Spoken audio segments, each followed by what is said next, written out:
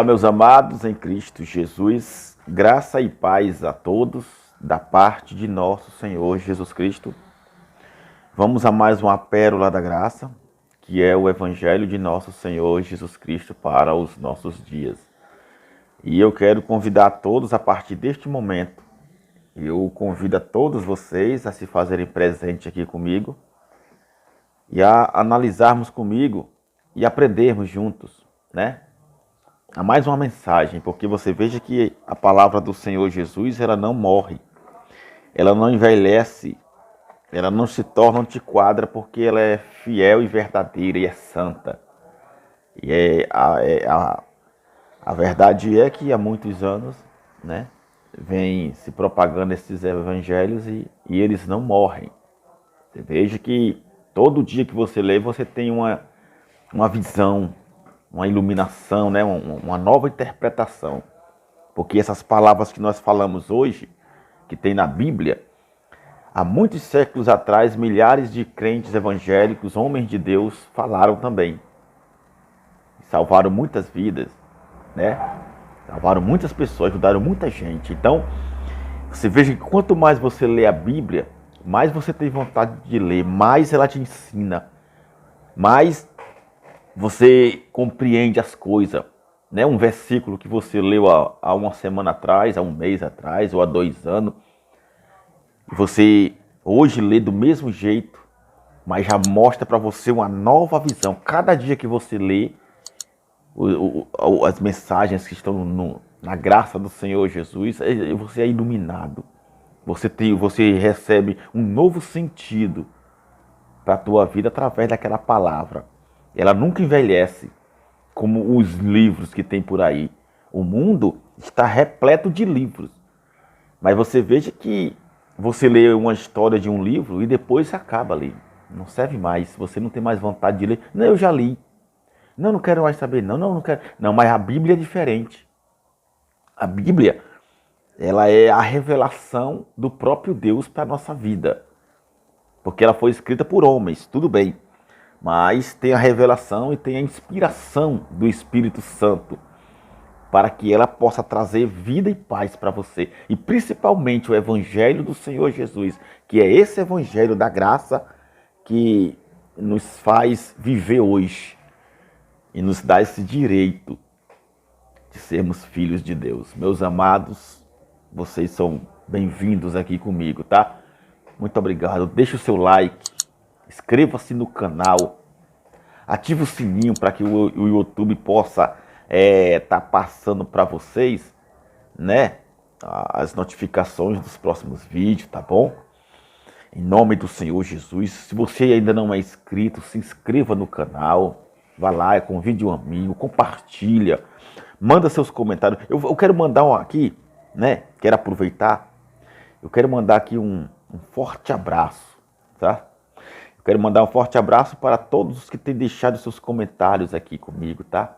Um grande abraço a todos vocês, meus amados irmãos. Como eu tenho visto da parte do meu amado irmão Paulo Rodrigues. Ele tem deixado vários comentários e eu agradeço. Muito obrigado, meu amado irmão em Cristo, tá? Obrigado. Um forte abraço também para meu irmão Ivan, né?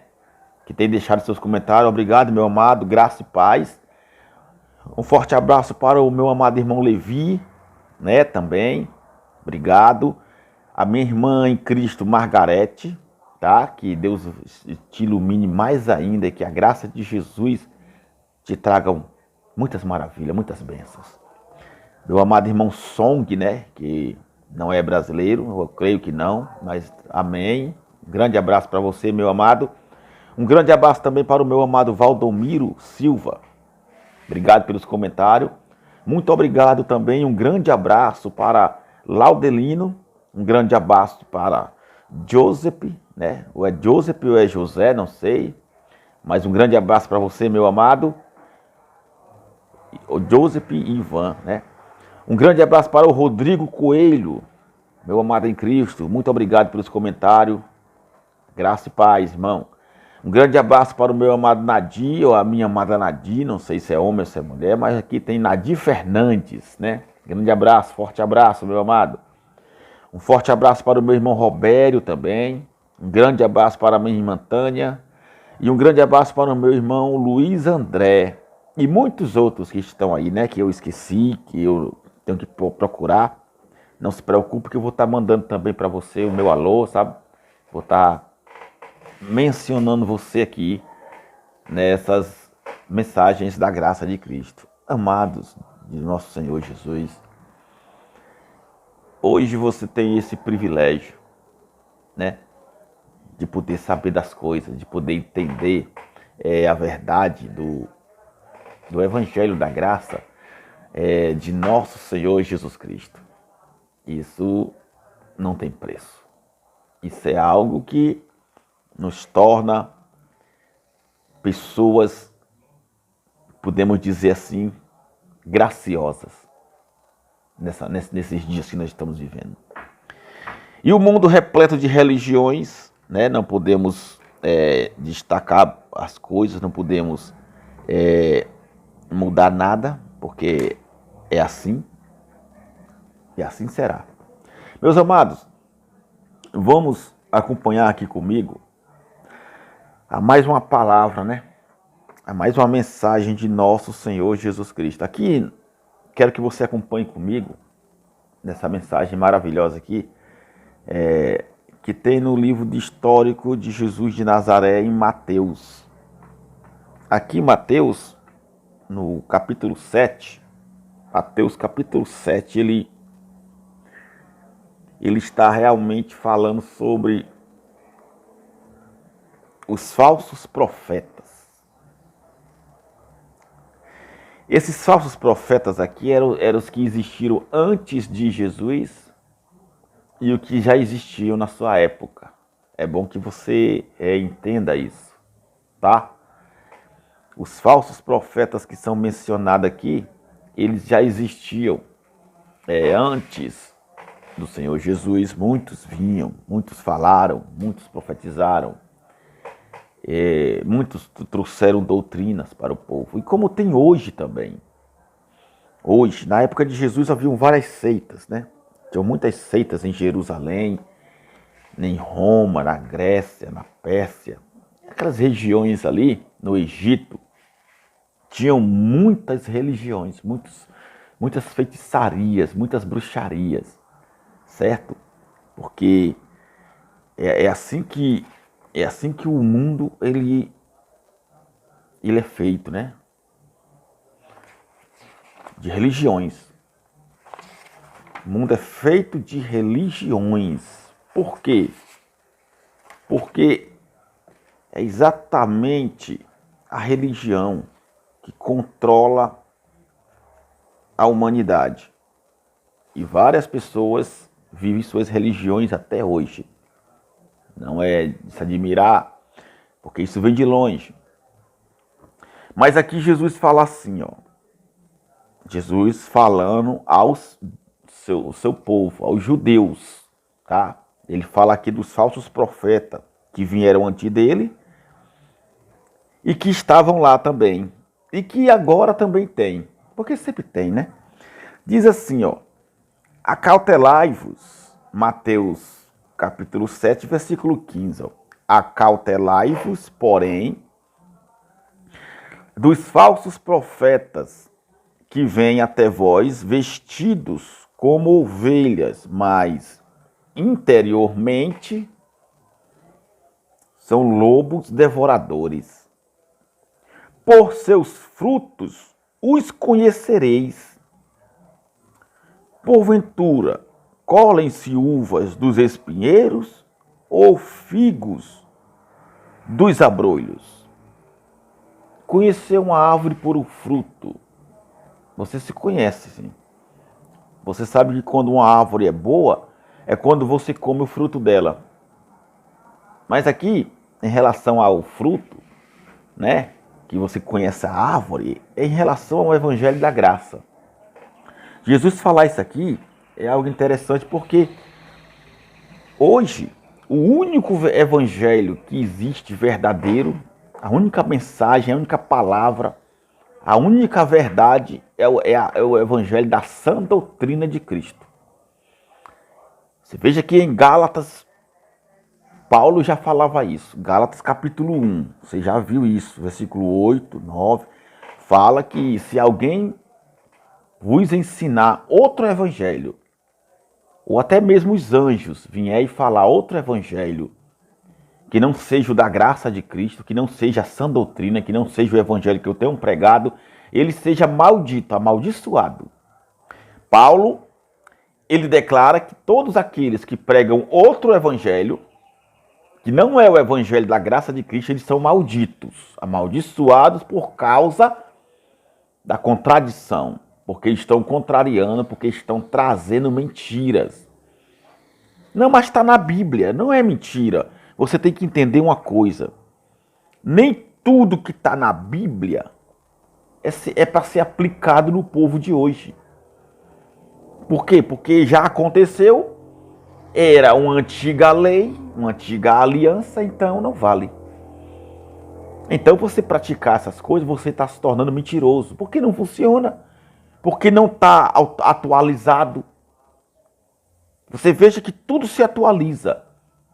Tudo no mundo hoje precisa ser atualizado para que possa ter validade. Você vai comer uma comida estragada? Você bebe uma bebida com o prazo de validade vencido? Por exemplo, você pega um refrigerante e quando você olha o rótulo e vê a data da fabricação, do engarrafamento, você veja que a data é do ano 2002 e tem um prazo de validade até o ano 2005. Então quer dizer, estamos em 2020. 2020, né? Então, não faz sentido. Você não vai tomar esse refrigerante.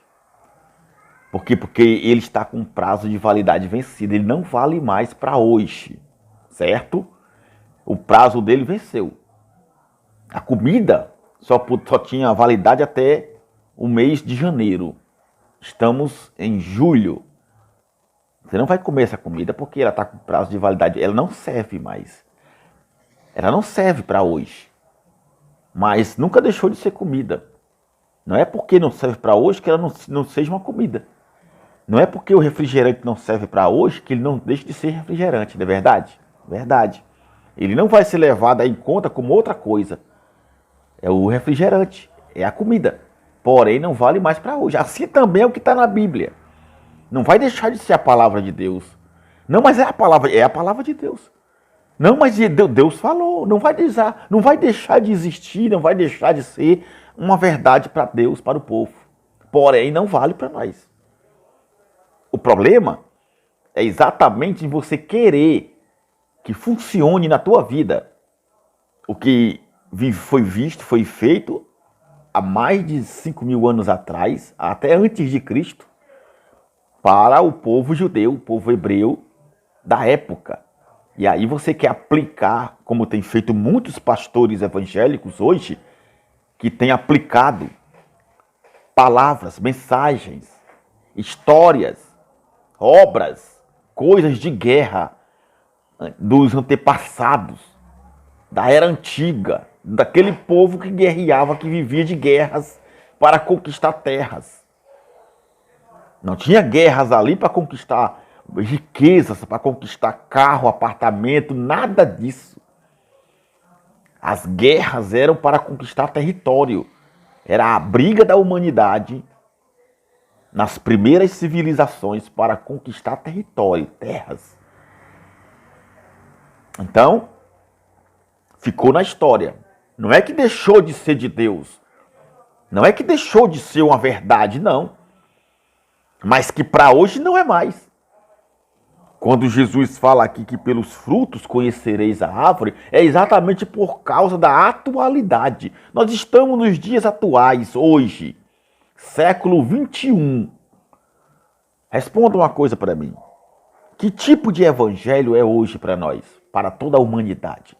Qual é o evangelho que tem na Bíblia? Quais as palavras que tem na Bíblia que foi escrita, que foi direcionada para o povo dos séculos vindouros?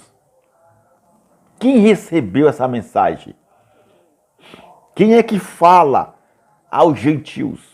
Quem é que traz a mensagem da graça, o evangelho de Cristo ressuscitado para nós gentios desses nossos séculos que estão se estendendo no mundo? Foi Paulo. Você sabe disso. Paulo recebeu do terceiro céu do próprio Cristo em glória esse evangelho para nós. Esse evangelho que salva, liberta, abençoa, que nos leva ao reino de Deus, ao reino dos céus. Sem esse evangelho, você não encontra Jesus. Sem esse evangelho, o crente, o evangélico, não vê, não vive e nem contempla a glória do Senhor Deus. Por quê? Porque é esse evangelho que vive hoje em nós. Porque esse aqui de Jesus de Nazaré não vive em nós, porque não era para nós. Você precisa entender isso. E ele aqui fala isso sobre os frutos, por quê? Porque muitos hoje, como também na época dele, não traziam a graça. Não traziam a palavra da verdade do seu evangelho para a salvação. Eles traziam mensagens de morte, de condenação, histórias, feitiçarias, bruxarias, oblações, ordenanças e mandamentos de homens. E eis o evangelho da graça, o Senhor Jesus Cristo deixou com Paulo, e ele trazendo para os judeus o reino de Deus, para que eles o aceitassem, se arrependessem e alcançassem a salvação, eles não quiseram. A maioria foi condenada. Por isso que Jesus fala, muitos são chamados, mas poucos são escolhidos. Aqui ele fala para os judeus. As mensagens de Jesus de Nazaré nos livros históricos de Mateus, Marcos, Lucas e João era para os judeus. Você já leu isso comigo. Você já viu isso comigo aqui na Bíblia mesmo. Você já viu isso. Você não precisa ficar sendo relembrado. Aqui em Mateus capítulo 15, versículo 24. Ele falando para aquela mulher cananeia que não era judia, que não era de Jerusalém, mas vinha perturbando ele, querendo que ele fizesse uma graça na vida dela, uma bênção, um milagre. E ele diz o quê? E ele respondeu e disse, eu não fui enviado senão as ovelhas perdidas da casa de Israel. Está aqui. E no 10 ele diz assim, ó, no capítulo 10 de Mateus ele fala assim, e no versículo 5, ó, Jesus enviou os 12 e lhes ordenou, os 12 discípulos. Paulo não estava aqui, nem tinha Paulo, nem tinha Lucas, certo? Não tinha. Paulo aqui não andava com eles. Então aqui só tinha os 12, como você sabe, né? Que os principais são Pedro, Tiago e João. Como você vê as epístolas deles lá no Novo Testamento. Ele diz, ó, não ireis, Jesus enviou eles e disse, ó, não ireis pelos caminhos dos gentios e nem entrareis em cidade samaritana. Qual é o caminho dos gentios? As outras pessoas que não eram de Israel. Todos são gentios. Mas ide antes as ovelhas perdidas da casa de Israel, e indo pregar e dizendo, é chegado a vós o reino dos céus. Foi isso que Jesus veio trazer para Jerusalém. Primeiro, o reino de Deus, para que eles se arrependessem e fossem salvos. Depois, o juízo e a condenação. A grande tribulação, que muitos crentes hoje esperam enganados. E vão viver esperando e vão morrer esperando. O que eu tenho para dizer para você é que muitos já morreram nos séculos passados, esperando. Muitos vendiam, se você observar bem, tem até uma história que fala sobre a fundação, né, o nascimento da igreja adventista do sétimo dia. Não sei se isso pode ser verídico, mas tem lá. Que uma família inteira e muitos outros vendiam suas casas, seus bens, porque diziam que Jesus estava voltando naquele dia lá, que estava marcado. Eles marcaram o dia e esperaram. Não comeram, não beberam, não trabalharam, ficaram acordados, olhando para o céu. Porque diz a palavra que ele viria nas nuvens e todo olho verá. Meu amado, como é que todo olho vê espírito? Não faz sentido para hoje. Hoje ele é espírito. Hoje ele é o glorificado, o glorioso, o ressuscitado, o Senhor da glória. Não tem mais aquele corpo de Jesus de Nazaré carnal. Hoje ele tem um corpo de glória, glorioso, é espírito. Ninguém vê espírito. Não, mas está escrito, mas não é para nós. Era para os judeus. Ele viria como filho do homem. Não o Senhor Jesus Cristo glorificado que nós temos hoje. Ele viria como filho do homem. E todo olho veria, mas naqueles tempos, naquele século, naquela época. Então fizeram isso. Tem lá essa história que fala. E passou o dia, e passou a noite, e passou, e ele não veio. E não veio, e não veio. E assim vem se repetindo. Todos os anos, todos os séculos, fica crentes e evangélicos dizendo que Jesus está voltando. Por quê? Porque estava vendo isso, estava vendo aquilo. Veio uma peste negra, veio o câncer, veio a AIDS, guerra mundial, Primeira e Segunda Guerra Mundial, e muitos outros massacres, muitas outras desgraças no mundo. A gripe aviária, a vaca louca e muitas outras coisas. E agora essa pandemia e depois a praga de gafanhoto, que disseram que era a praga do Egito, e lá se vai, e assim vão enganando o povo. Você veja que tanto a praga de gafanhotos como a grande tribulação está destacada em duas palavras, uma de Jesus e a outra do Deus Altíssimo, falando para Moisés, que haverá essa grande praga de gafanhoto, está lá em Êxodo, se não me engano é no capítulo 10. A grande praga de gafanhoto, que nunca houve e nem nunca mais haverá. Acabou. Se Deus fala aqui que não haverá mais, é porque não haverá mais. Ele não pode mentir, ele é Deus. Ele deu a palavra, está dada. E Jesus fala o quê? Porque haverá grande aflição na terra, como nunca houve desde o princípio do mundo e nem nunca jamais haverá. Entendeu? Então, se não haverá, o que é que crente quer esperando? Grande tribulação. Jesus falou ou não falou? Falou. Se ele falou, é verdade. Se ele falou, está falado. Ou não está falado? Então ele fala isso. Deus falou para Moisés que a praga de gafanhoto viria, e com uma coisa que nunca houve e nem nunca mais haverá. Entendeu? Então, se já houve e nunca mais haverá, então, meu amado, você tem que crer que não haverá mais. Entende? Não haverá mais. Porque já aconteceu. E se já aconteceu, como é que você espera acontecer de novo? Ele diz assim, ó. Ele fala aqui em Mateus 24, olha só o que diz aqui, ó. Mateus capítulo 24, isso mesmo? É 24, ó. Mateus 24, 21. Ele diz assim, ó. Porque haverá então grande aflição no mundo, como nunca houve desde o princípio do mundo até agora, e nem nunca mais haverá. Leia na sua Bíblia, está aqui. Mateus 24, 21. Tá vendo? Se ele diz que nunca houve no mundo o que vai acontecer aqui em Jerusalém, e nunca mais haverá, é porque nunca mais haverá. Não terá mais. Não tem mais, não tem. Estamos em graça. O crente em graça, o cristão na graça de Cristo, ele não sofre tribulação. Na graça do Senhor Jesus não tem mais juízo, porque o que trazia juízo sobre o povo era exatamente o pecado de Adão. Era a lei de Moisés, não tem mais a lei. O pecado de Adão foi aniquilado na cruz com Cristo. Como é que você espera a grande tribulação e condenação? Não tem. É mentira. Como muitos já morreram esperando e nunca viram Jesus voltar, e nem a grande tribulação, assim também são vocês. Vocês vão morrer e nunca verão. Nunca verão grande tribulação e nem Jesus voltar, porque ele já voltou. Ele já voltou. Amém? Vamos glorificá-lo. Morreremos, morreremos. E iremos viver com ele eternamente. Somos salvos pela sua graça.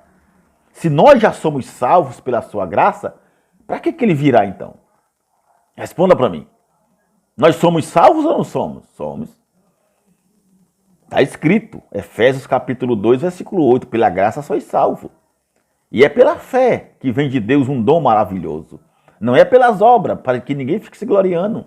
Não vai ter tribunal de justiça, não vai ter condenação, não vai ter grande tribulação. Somos salvos ou não somos? Se o crente diz que tem que vir a grande tribulação, que tem que ter o juízo final, tem que ter o grande dia, que Deus vai julgar o povo, vai condenar, então Jesus não veio. Então Jesus não veio. E se Jesus não veio, ninguém está salvo. Entendeu agora? Se Jesus não veio, ninguém está salvo. Porque ele já veio. Ele veio buscar o seu povo. O crente pensa que o povo que a Bíblia fala aqui que Jesus vem buscar é os crentes hoje. Não. O povo que ele fala aqui é o povo de Jerusalém. Era o seu povo, da sua família. Do seu sangue, como era Jesus de Nazaré. Ele disse, eu vou para o Pai, eu vou preparar lugar para vocês. Lá na casa do meu Pai tem muitas moradas. Ele falando para os judeus em linguagem de figura. Era assim que ele se comunicava. Tá bom? Estamos em graça, irmão. Somos salvos pela sua graça maravilhosa. Dê um glória a Deus. E diz aqui, ó, assim, toda árvore boa produz bons frutos, e toda árvore má produz maus frutos. Não pode a árvore boa dar maus frutos, e nem a árvore má dar bons frutos. Toda árvore que não dá fruto, que não dá um bom fruto, ela é cortada e lançada no fogo. Isso é verdade. Isso tem. Você sabe que as pessoas cortam madeira para queimar, mas não é a madeira que dá fruto, né? Não é aquela árvore que dá a fruta da manga, né? Da banana, do abacate, da laranja, da goiaba, não. Eles cortam outras madeiras que não servem para nada, né? E esse cortar que Cristo fala aqui é uma linguagem de figura para os judeus. Portanto, pelos seus frutos os conhecereis. Nem todos os que me dizem Senhor, Senhor, entrará no reino dos céus, mas é todo aquele que faz a vontade de meu Pai que está nos céus. Qual é a vontade do Pai? A vontade do Pai é que todos alcancem a graça do Senhor Jesus, o seu Filho. E se você não viver essa graça, você não vai ver o reino dos céus. Você vai morrer e vai ficar morto eternamente. Entende? Assim são todos aqueles que não aceitam a graça de Cristo. Morrem e morrem eternamente, não tem vida. Porque Ele é a vida. Ele já dizia para os judeus, eu sou o caminho, a verdade e a vida. Ninguém vai ao Pai se não for por mim. Ele foi o caminho. Jesus de Nazaré. Hoje, o nosso caminho, a nossa verdade e a nossa vida é o Cristo ressuscitado. Aquele Jesus de Nazaré não existe mais. Ali ele veio para os judeus. Para nós é o Cristo ressuscitado, glorioso, cheio de glória, que nos tem salvado pela sua graça maravilhosa. E diz aqui no 22, ó, muitos me dirão naquele dia, Senhor, Senhor, não profetizamos nós em teu nome? E em teu nome não expulsamos demônios? E em teu nome não fizemos muitas maravilhas? E então lhes direi abertamente, eu nunca vos conheci. Apartai-vos de mim, vós que praticais a iniquidade. Por que Jesus fala isso? Olha, você analise bem essa passagem aqui desse texto, que ele diz que muitos me dirão naquele dia. Aqui, o dia que Jesus está falando não é os últimos dias que os crentes falam hoje. Que o dia do Senhor, o grande dia da ira, né, tal. Muitos vão dizer, Senhor, não, não é isso aqui não. Você está enganado. Aqui é porque naquela época de Jesus, e antes de Jesus já haviam que feiticeiros, já haviam exorcistas. Você quer ver só uma coisa? Ó? Deixa eu falar aqui uma coisa para você. Porque na época de Jesus de Nazaré, em Jerusalém, havia muitas religiões. Antes de Jesus havia muitas já. A religião nasceu muito antes de Cristo. Vou explicar para você. Muitas religiões e seitas, né, que faziam várias práticas de feitiçaria. O povo sempre amou o ocultismo, a idolatria e a feitiçaria. Por quê? Porque desde os primeiros homens, né, que assim como o homem é antigo, também é antiga a religião. Por quê? O nascimento da religião se trata nisso. Se retrata nisso, no fato de que o homem não entender as coisas, não ter domínio sobre si, não compreender e passar a cultuar. E passar a fazer sacrifícios e orações a alguma coisa que ele achava que era maior do que ele. Até um pássaro que fosse estranho aos olhos do homem naquela época, na época dos primeiros povos, era um Deus. Era algo que tinha que ser adorado, que tinha que ser reverenciado.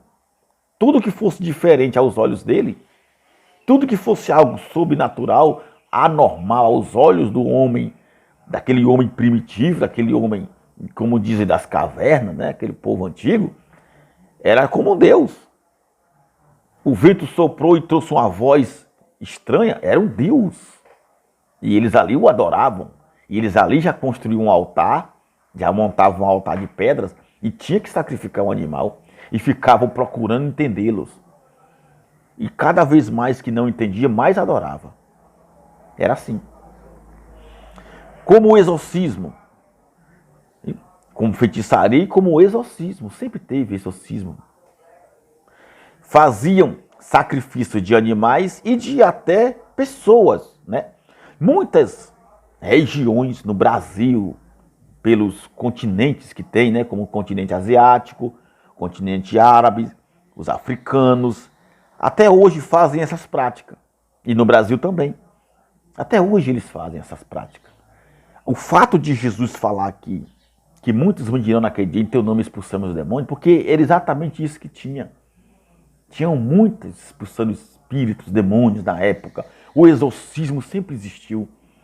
Sempre tinha os feiticeiros que invocavam espíritos estranhos, coisas sobrenaturais. E eles, com suas mentes cauterizadas pelo mal, acreditavam que estavam tendo contato com muitas entidades que eram ídolos. Ídolos, né? Que o apóstolo Paulo até fala sobre ídolos. Ele fala sobre os ídolos, o apóstolo Paulo. Em 1 de Coríntios ele fala exatamente sobre os ídolos que não são nada. Porque os ídolos nada é no mundo. Nada é. Está lá em 1 de Coríntios no capítulo 8. Que os ídolos não são nada. Eles causam influência na mente da pessoa. Por quê? Porque a pessoa pratica a fé naquilo. Você sabe que você pratica a sua fé em qualquer coisa e ela vai funcionar. Por quê? Por causa da sua mente. Porque a fé está dentro de você, é um dom de Deus e ela vai trazer influência para você. E por isso que o povo faz aí feitiçarias, trabalhos de despachos em matas, em cachoeiras, em montes, em encruzilhadas. É a religião do povo. Isso sempre teve. Olha só, é tão antigo a religião, o culto aos deuses, né? Aos ídolos, às feitiçarias, que até no Egito antigo, na época dos faraós, quando Moisés, está lá em Êxodo capítulo 7, Moisés chega com Arão e Moisés joga o seu cajado no chão, ele se transforma numa serpente. Aí vem os feiticeiros, os bruxos, né, da época, e jogam e fazem a mesma coisa. Entende? É assim. A feitiçaria sempre esteve no mundo. Mas Jesus falou que nunca vos conheci.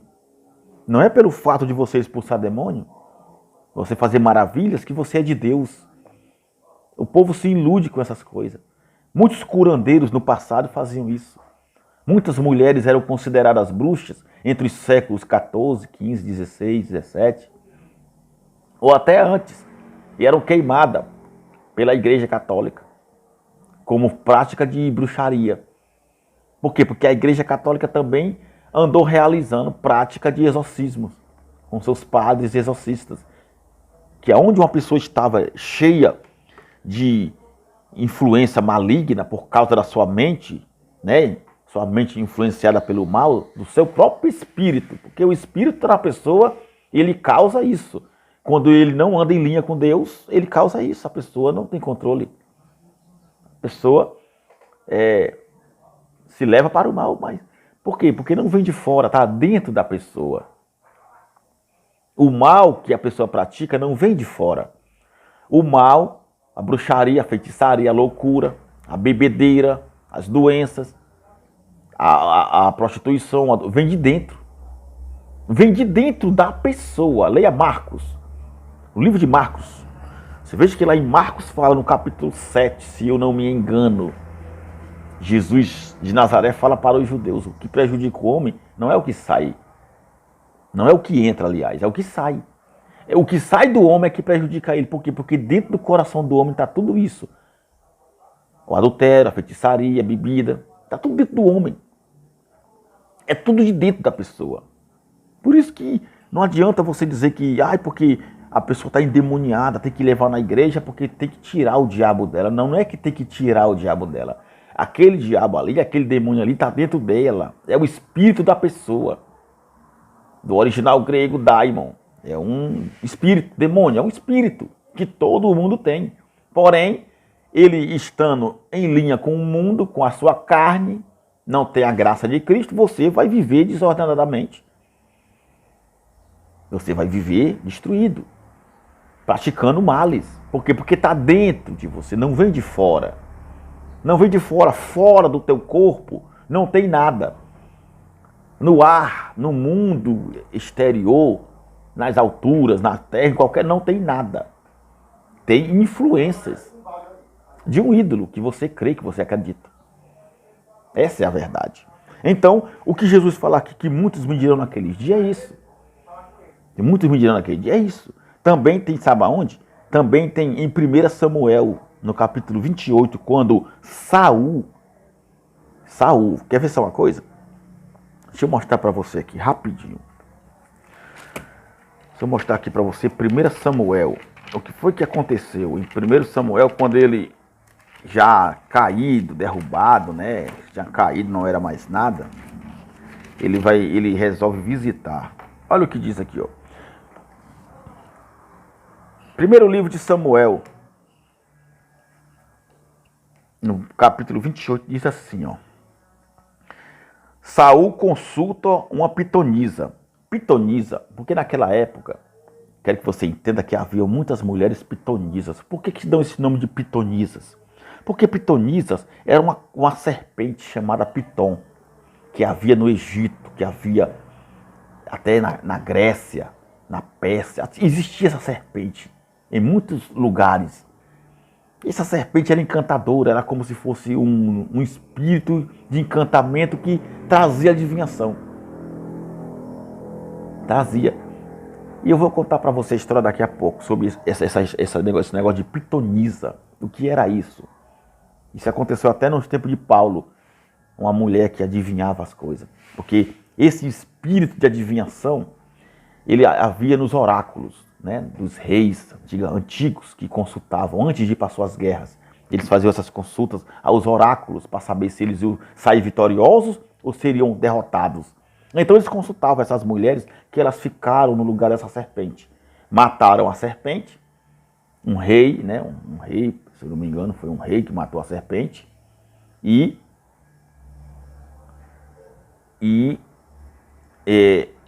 colocaram mulheres virgens. Elas eram escravizadas pelos seus senhores, pelos seus sacerdotes, pelos seus reis, para servirem de oráculo para eles. E ali eles consultavam para saber se seriam bem ou não na guerra. Diz assim, ó. Saul consulta uma pitonisa de Endor. Era uma adivinhadora, uma feiticeira, mulher que praticava feitiçaria, bruxaria.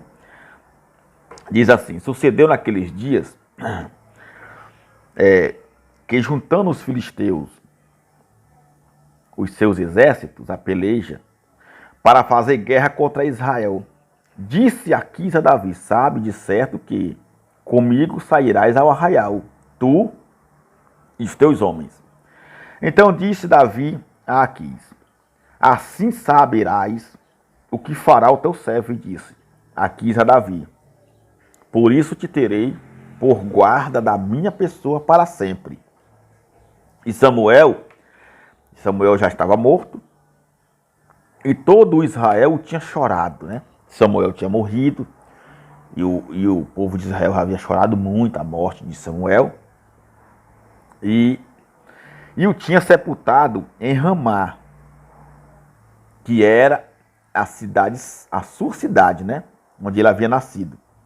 E Saul tinha sido desterrado, tinha desterrado os adivinhos, e os encantadores. Você veja que Saul, perturbado, louco, né, preocupado com a situação, porque ele não tinha mais o apoio do Altíssimo, o Altíssimo o havia desprezado, tirado a sua glória, do seu reino. Ele passa então, no seu desespero, a prática de bruxaria, a consultar feiticeiros para saber da sua situação. Então ele ajunta, né, muitos adivinhadores e encantadores de Israel, porque em Israel também sempre teve. Não era só nos povos vizinhos, nem nos seus inimigos, não. No povo de Israel tinha muitos feiticeiros, muitas bruxarias. Você veja só. E ajuntaram-se os filisteus e vieram, e acamparam-se em Sunem. E ajuntou Saul a todo Israel, se acamparam em Gilboa. E vendo Saul o arraial dos filisteus, temeu, e estremeceu muito o seu coração, e perguntou Saul ao Senhor. Porém, o Senhor não lhe respondeu, nem por sonhos, e nem por Urim, e nem por profetas. Você veja que ele clamava a Deus, ele orava a Deus, e Deus não lhe dava resposta. Por quê? Porque Deus havia virado as costas para Saul. Saul não era mais nada por causa da sua desobediência, que ele era rebelde. Então Deus não era mais com ele. Então disse Saul aos seus criados, isso aqui é uma história, tá bom? Da antiga aliança. Isso aqui é uma história do Velho Testamento que serve para nós termos uma ideia. Não é aplicado para nós. Não é que nós temos que fazer isso aqui, não. Você vai tirar uma ideia, você vê aqui a grandeza de Deus. Entendeu? Que serve para nos orientar nos nossos dias. E não que nós venhamos ter essas práticas porque não se aplica para nós, tá? Veja só. Então disse Saul aos seus criados, buscai-me uma mulher que tenha o espírito de feiticeira. Olha só. Uma mulher que tem um espírito de feiticeira, para que vá a ela. Para que eu vá a ela e consulte por ela. E os seus criados lhe disseram, eis que em Endor há uma mulher que tem um espírito de adivinhar. E Saul se disfarçou e vestiu outras roupas, e foi ele com 2 homens. E de noite chegaram a mulher e disse, peço-te que me adivinhes pelo espírito de feiticeira e me faças subir a quem eu te disser. Então a mulher lhe disse, eis aqui.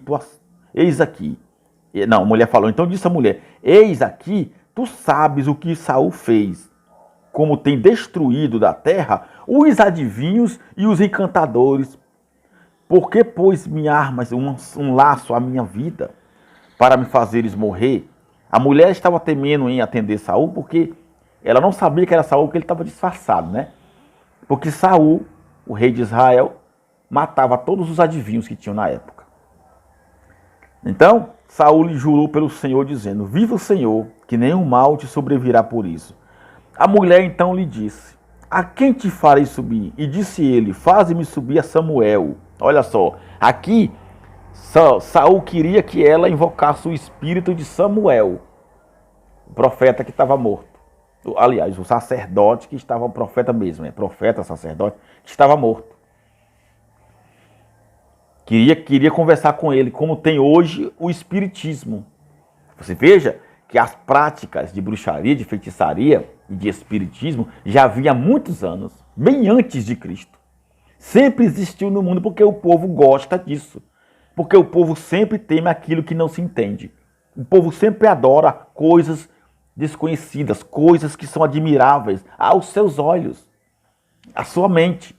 Por quê? Porque não anda em linha com a verdade do Evangelho. E por isso se são guiadas pelo seu espírito cego. A tendência da mente do ser humano é procurar saber, entender aquilo que ele gosta, que ele quer. Muitas das vezes, o seu prazer é o seu maior inimigo. Porque você buscando o seu gosto, o seu prazer, você acaba se destruindo. Nosso prazer está na lei de Cristo, a lei do Espírito de vida, que nos traz salvação. E assim fez Saul, ó. Entendeu? Vendo, pois, a mulher Samuel, gritou com alta voz e falou a Saul, dizendo, por que me tens enganado, pois tu mesmo és Saul? Olha só, o próprio Samuel, né, o espírito dele já falou para a mulher, revelou a mulher que ali era Saul. E ela com medo. E o rei lhe disse, não temas. O que é que tu está vendo? Então a mulher lhe disse a Saul, vejo deuses que sobem da terra. E lhe disse, como é a sua figura? E disse ela, vem subindo um homem ancião e está envolto numa capa.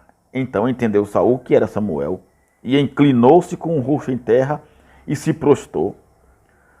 Samuel disse a Saul, por que me inquietastes, fazendo-me subir? Então disse Saul, muito angustiado estou.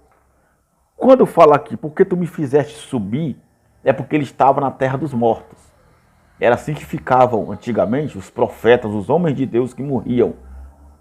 Eles ficavam enterrados ali, ficava a alma, ficava o espírito ali, a alma morre com o corpo, ficava o espírito ali preso no túmulo, na sepultura, esperando o quê? Esperando o grande dia do Senhor. Todos os profetas, todos os homens de Deus, o povo de Deus que morreram antes de Cristo, na era antiga, eles morriam e ficavam ali presos por causa do pecado de Adão. Porque Adão tinha a chave da vida e da morte. Era Adão que tinha essa chave, que Jesus chamava ele de diabo. E estavam todos presos ali, ficavam todos presos.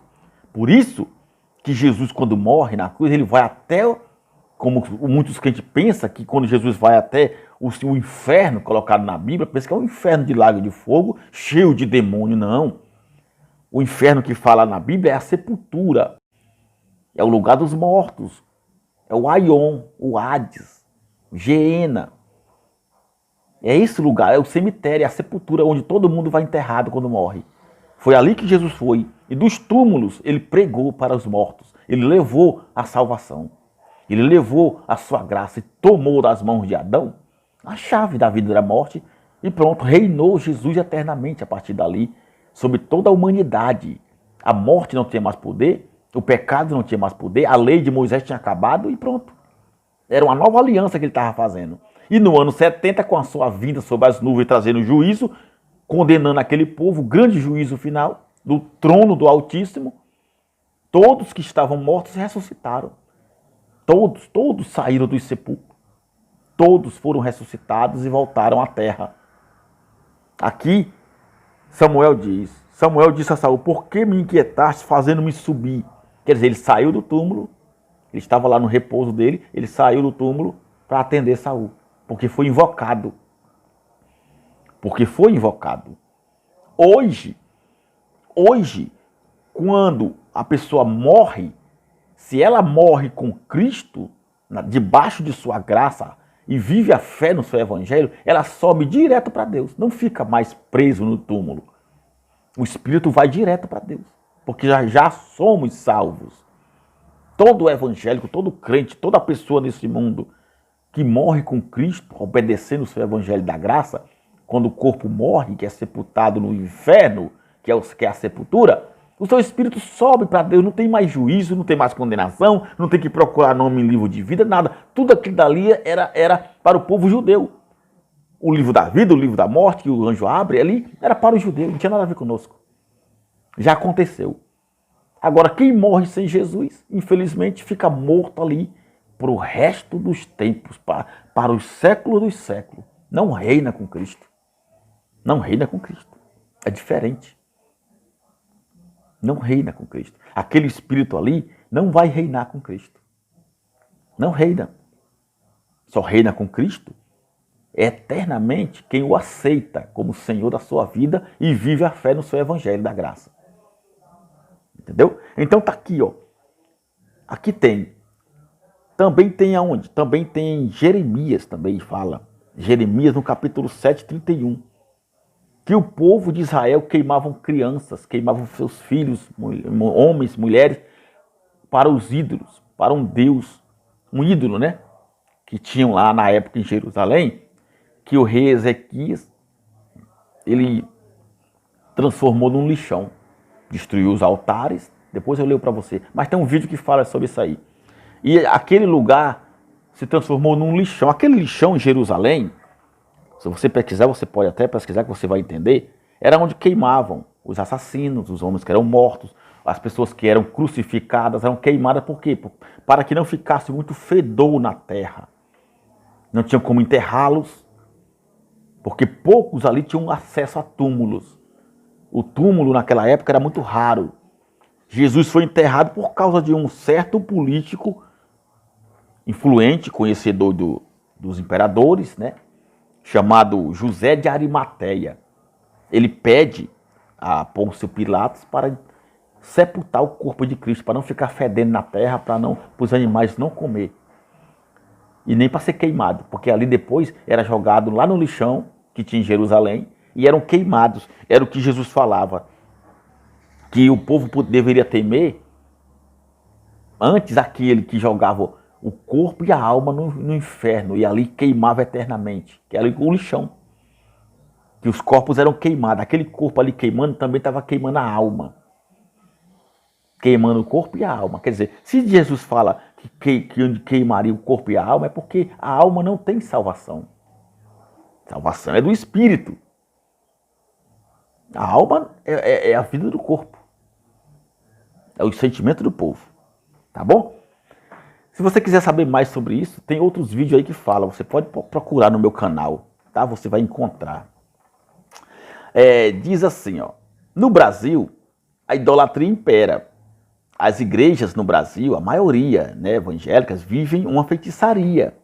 O que é feitiçaria? Feitiçaria é bruxaria, é magia, é malefícios, é sortilégios, que são obras da carne, como Paulo fala em Gálatas capítulo 5.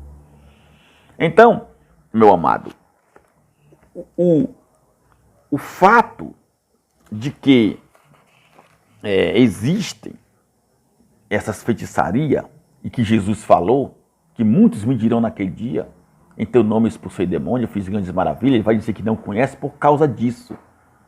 Por causa que não era só através de Jesus e nem do poder de Deus que haviam milagres, que haviam maravilhas e que havia um exorcismo. Jesus expulsou demônios, expulsou. Na época dos judeus, por causa das religiões, porque o povo era todo enfeitiçado. O povo pegava muitas doenças, muitos males por causa da falta de higiene.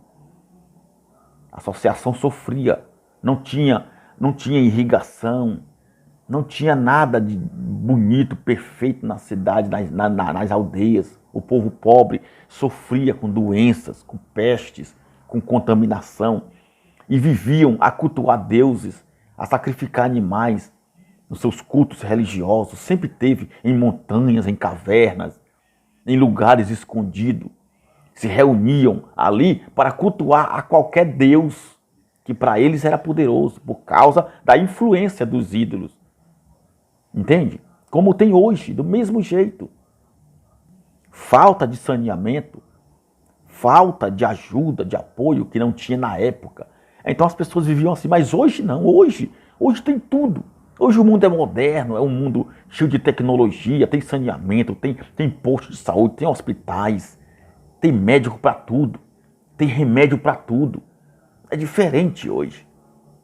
Antes não, antes o povo não tinha para onde ir, não tinha quem pudesse fazer nada. E se valiam de feiticeiros. Pessoas que invocavam os espíritos, invocavam seus deuses, ídolos, e ali colocava lá um remédio, colocava uma fumaça, um incenso, uma coisa, para poder a pessoa ficar curada. E muitos ficavam curados. E muitos espíritos eram expulsos. E muitas pessoas ficavam... Por quê? Porque eram essas práticas. E vem se espalhando. Desde o Egito Antigo até os nossos dias de hoje.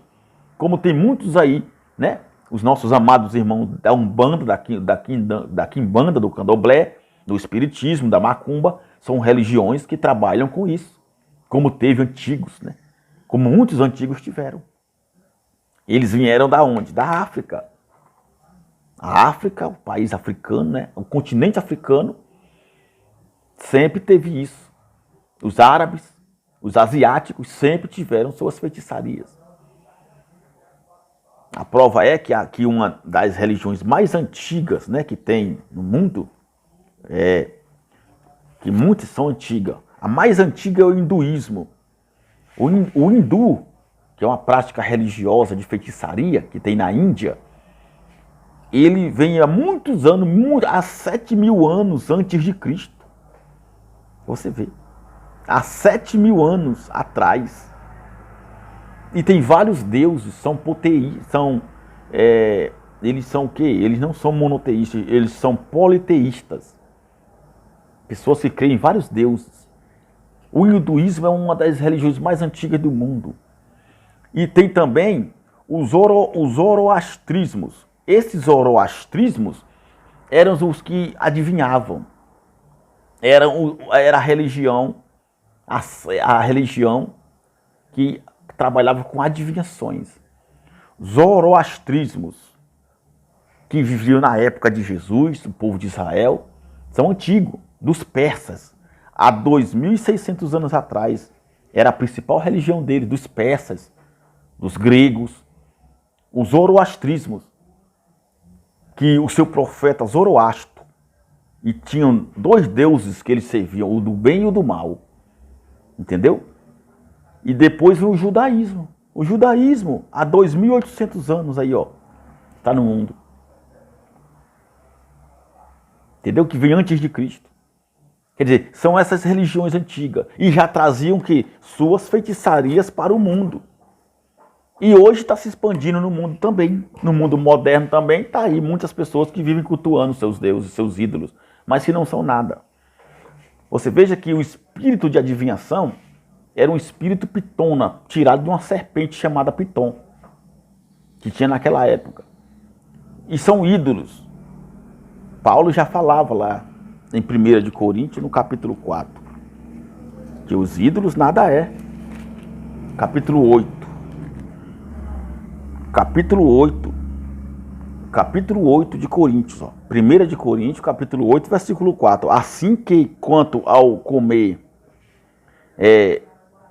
das coisas sacrificadas aos ídolos, sabemos que o ídolo nada é no mundo e que não há outro Deus senão um só, que é o Senhor Jesus Cristo. Os ídolos nada é no mundo, está aqui. Não são nada.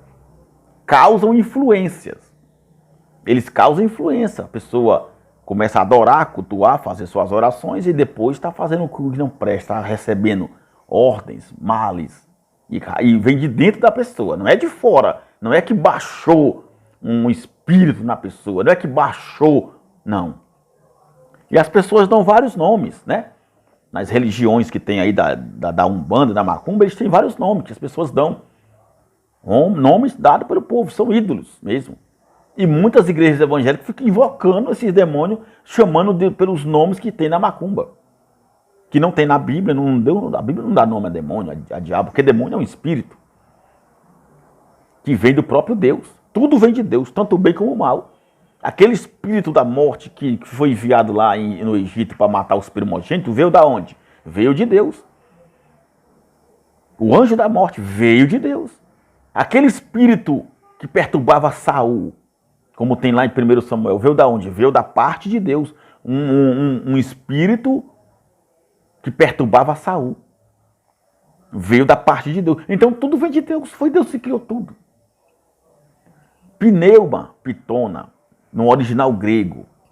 Na mitologia grega, uma serpente guardava o oráculo sagrado na cidade de Delfo. Apolo, né, o deus das adivinhações, na época, ele venceu a serpente. O deus das adivinhações, no lugar da serpente, ficou as mulheres como escravas dos seus senhores, servindo seus senhores e os reis. E todos os reis da época, antes de ir à guerra, consultavam o oráculo, que no lugar da serpente ficou as mulheres virgens. Então os reis daquela época consultavam esses oráculos. Muitas das vezes eles ficavam em templos religiosos, nos altos das montanhas, nos lugares mais escondidos. Não podia ficar entre o povo da cidade. Era isolado, como nos monastérios. E ali os reis iam até lá consultá-los para saber se seriam vitoriosos ou não na guerra. Entende? E aquelas mulheres virgens, nos seus atos nos seus atos religiosos, nos seus rituais, passavam as informações para eles. Era espírito de adivinhação, era pneuma pitona, né? Que é um espírito de adivinhação. Entende? Foi o que aconteceu com Paulo. Você quer ver só? Aqui em Atos. Ó. Foi exatamente o que aconteceu com Paulo aqui em Atos. Atos, capítulo 16, versículo 16, fala assim, olha só. E aconteceu que, indo nós à oração, nos saiu ao encontro uma jovem que tinha um espírito de adivinhação, tá vendo? Esse espírito aqui que estava com ela era exatamente uma mulher como essa, que trabalhava para os seus senhores, dando lucro a eles. Ela adivinhava as coisas. Era um espírito pitona, certo? Que veio da serpente. Olha só, a qual adivinhando dava grande lucro aos seus senhores. Esta, seguindo a Paulo e a nós, clamava dizendo, estes homens que nos anunciam o caminho da salvação, eles são servos do Deus Altíssimo. E isto fez ela por muitos dias. Mas Paulo, perturbado, voltou-se e disse ao Espírito, em nome de Jesus Cristo, eu te mando que saia dela. E na mesma hora saiu. Tá vendo? Ela mentiu? Não. Era um demônio, um diabo, um satanás que entrou nela e fez ela falar? Não. Porque se fosse um diabo, um satanás, um demônio que fosse inimigo de Deus, que se opunha contra Deus, não iria falar aquilo. Iria mentir para o povo. Mas ela não mentiu, ela falou a verdade. Ela disse o quê? Ó? Olha aqui, ó. Estes homens que nos anunciam o caminho da salvação, eles são servos do Deus Altíssimo. Paulo era ou não era? Paulo, Sila, Pedro, eles eram ou não eram homens de Deus? Que anunciavam o caminho da salvação? Eram. Então como é que ela aqui, sendo uma mulher que tinha um espírito de adivinhação, muitos pastores dizem que aqui era um diabo. Era uma mulher cheia de demônio. Era uma mulher que nem os macumbeiros, que nem os feiticeiros, que adivinha. Não, não eram. Nem os macumbeiros, nem os feiticeiros têm demônios, espíritos das trevas. Tem diabo, tem satanás de chifre usando eles. Porque ali, o que eles invocam são influências dos ídolos. Que eles dão o nome de Pombagira, Tranca-Rua, Zé Pilintra, Exu e muitos outros. Não são diabos do inferno com chifre e cauda, não. São só ídolos. Você viu lá em 1 de Coríntios, os ídolos no mundo nada é. Não causam nada no homem, a não ser influências para você fazer o mal, porque está dentro de você. O mal que tu pratica vem de dentro de você. Não vem de uma possessão maligna de fora, não. Você é possuído pela tua própria cobiça, pelo próprio mal que tem no teu coração. É assim que você é possuído, é assim que você é cobiçado. Está dentro de você, não vem de fora. E era o que tinha essa mulher aqui, dentro dela, esses males, essa vida de adivinhar. E quando ela ficou liberta disso, ela não adivinhou mais, ela não deu mais lucro para aqueles homens. E os homens irados expulsaram Paulo. Porque eles davam lucro, ela dava lucros a eles. Como muitos hoje ganham. Como muitas igrejas evangélicas hoje vivem a prática de feitiçaria, adivinhando. O Senhor está me revelando que aqui tem uma pessoa que está com a doença, que está sofrendo no casamento, que está com uma casa em dívida, que está não sei o quê. É uma pessoa que está com um relógio prata, é uma pessoa que está com uma blusa amarela, é uma pessoa que está com cabelo roxo, é uma pessoa que está não sei o quê. É adivinhação.